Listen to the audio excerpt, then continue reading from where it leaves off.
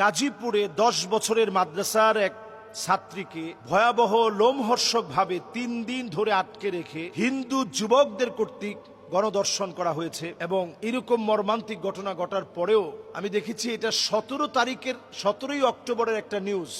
এখনো আমরা চুপ করে আছি। সেখানে একটাবার যদি আপনি চিন্তা করেন, বাংলাদেশের মতো একটা দেশে, অসাম্প্রদায়িক একটা দেশে সাম্প্রদায়িক দাঙ্গা লাগানোর জন্য যারা উৎপেতে বসে আছে, তারাই কিন্তু বিভিন্ন চক্রান্ত করে এই জাতীয় ঘটনা সংগঠিত করেছে। গাজীপুরের কালিয়াকৈরের যে ঘটনা ঘটেছে, কিছু আলেম ওলামা মিলে প্রথমে একটা জিডি করা হয়েছে। ওই জিডি করার পরে পরিবারকে হুমকি দেওয়া হয়েছে। চিন্তা করেন, হিন্দু পরিবার থেকে পরিবারকে হুমকি দেওয়া হয়েছে যে জিডি উঠায় নাও, না হলে তোমাদেরকে আমরা দেখে নেব। পরে আলেম ওলামাদের নেতৃত্বে ধর্মপ্রাণ মুসলমানরা গিয়ে এটার ব্যাপারে তারা মামলা করতে চেয়েছে, মামলা করেছে। আমি অনতি বিলম্বে বলবো, যারা দর্শক, তাদের শাস্তি যেন অনতি বিলম্বে বাংলাদেশে নির্ধারণ করা হয়, যাতে করে অন্তত বাংলাদেশের মুসলমানরা যেন সুরক্ষিত থাকে। অমুসলিমদের যেন এমন সাহস না হয় যে বাংলাদেশের একজন রমণীর গায়ে হাত দিবে, একজন নারীর গায়ে হাত দিবে।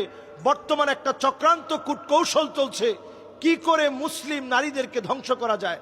নানা নামে বেনামে হিন্দু হয়ে মুসলমানদের নাম দিয়ে ফেসবুকে আইডি খুলে আপনাকে রিকোয়েস্ট পাঠিয়ে এরপরে দেখবেন নানা রকমে আপনাকে ফুসলায়া ফাসলায়া আপনার কাছ থেকে বিভিন্ন কথা কথোপকথন নিয়ে আপনার ক্ষতি করার চেষ্টা করা হবে।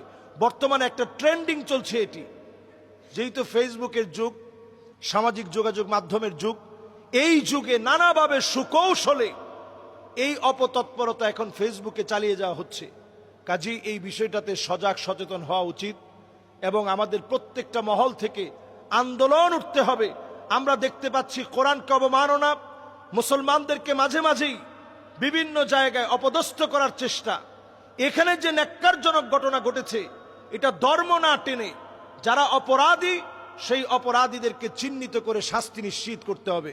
অবশ্যই যদি শাস্তি নিশ্চিত করা না হয়, যদি কোনো সংখ্যালঘু অথবা সংখ্যায় কম বলে বাংলাদেশে যদি তারা সংখ্যায় কম এটা দোহাই দিয়ে তাদেরকে যদি ছেড়ে দেওয়া হয়, তাওহীদি জনতা পদক্ষেপ নিতে বাধ্য হবে।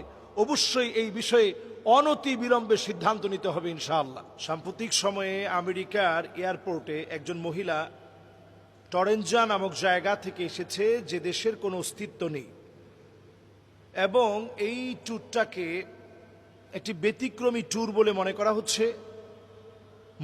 হচ্ছে যে আধ্যাত্মিক এমন কিছু ঘটেছে যা সত্যিকারই আমেরিকার জন্য ভয়াবহ। এমন নিউজ নানাভাবে এখন খুব চমকপ্রদ থাম্বনেইলে এই নিউজগুলো প্রচার করা হচ্ছে। আসলে বিষয়টা নিয়ে ইসলাম কি বলে, আদৌ কি এটা সম্ভব কিনা? এটা একটা ভুয়া নিউজ এবং সরাসরি এটা এআই অথবা আর্টিফিশিয়াল